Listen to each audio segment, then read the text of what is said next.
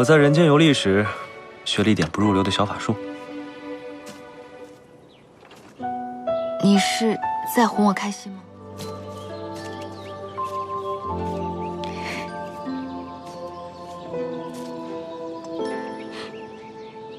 这么好的酒，这荒山野岭从哪儿拿的？东华遣徒弟送过来的。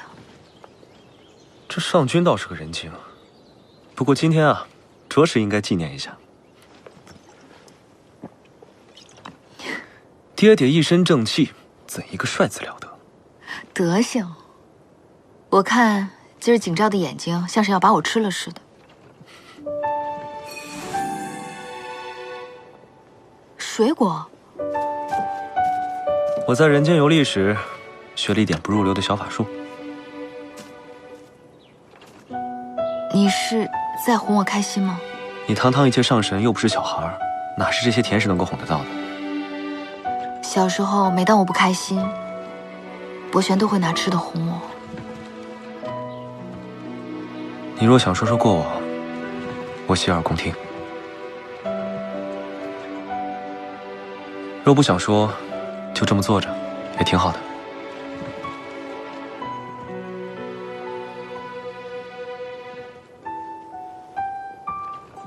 你今天为什么会选择跟我走？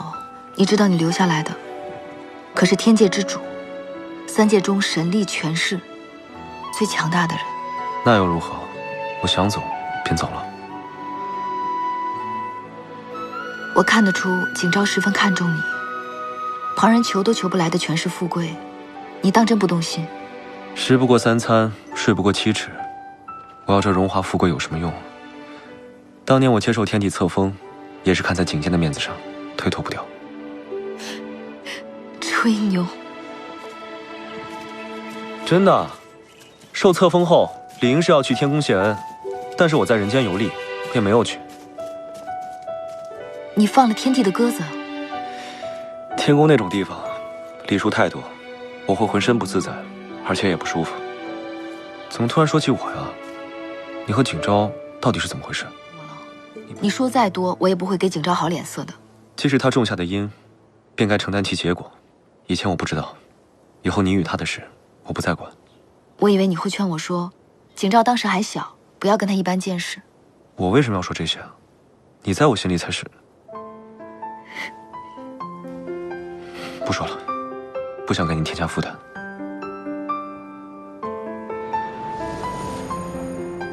快看，快许愿！那不过是仙君驾云的盾光，许什么愿啊？信则有，不信则无，你没听过吗？快！祝愿后世上神能够一朝化神，打遍天下无敌手。胡言乱语！快啊，许愿！我希望青木上君可以得偿所愿。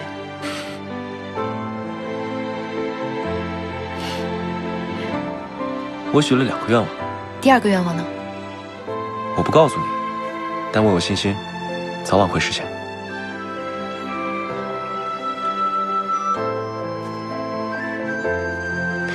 你可别想歪了啊。